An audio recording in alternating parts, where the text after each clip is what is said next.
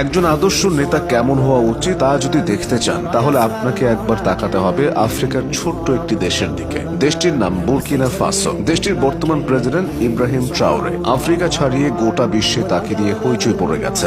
ভাঙাচোরা দেশকে তিনি সমৃদ্ধির দিকে এগিয়ে নিচ্ছেন। বিদেশি শক্তির প্রভাব, দারিদ্রতা আর অভ্যন্তরীণ দ্বন্দ্বে কিছু বছর আগেও টালমাটাল ছিল আফ্রিকার এই দেশটি। ইব্রাহিম ট্রাওরের জাদুর ছোঁয়ায় যেন সবই বদলে গেছে। তিনি দায়িত্ব নিয়েই বুর্কিনা ফাসোকে বিদেশি প্রভাব থেকে মুক্ত করেছেন। বুর্কিনা ফাসোর সম্পদ নিজ দেশের কল্যাণে কাজে লাগানোর উদ্যোগও নিয়েছেন। ট্রাওরের নেতৃত্ব দেশটির জনগণের চোখ খুলে দিয়েছে। এমনকি আফ্রিকার অন্যান্য দেশের নেতাদের জন্য তিনি হয়ে উঠেছেন সাহসিকতার মূর্ত প্রতীক। 2023 সালে একবার আফ্রিকার নেতাদের উদ্দেশ্যে ট্রাওরে বলেছিলেন, প্রতিবার সাম্রাজ্যবাদী নেতাদের ঘোরানো ছড়ির ইশারায় পুতুলের মতো নাচা বন্ধ করুন। ট্রাওরের এমন মনোভাব সারা বিশ্বে তাকে নেতৃত্বের আইকনে পরিণত করেছে। নিজ সমর্থকদের কাছে তিনি আফ্রিকার চে গুয়েভারা উপাধি পেয়েছেন। শুধু নিজ দেশেই নয়, ইব্রাহিম ট্রাওরেকে এখন আফ্রিকার সবচেয়ে জনপ্রিয় শাসক বললেও ভুল হবে না।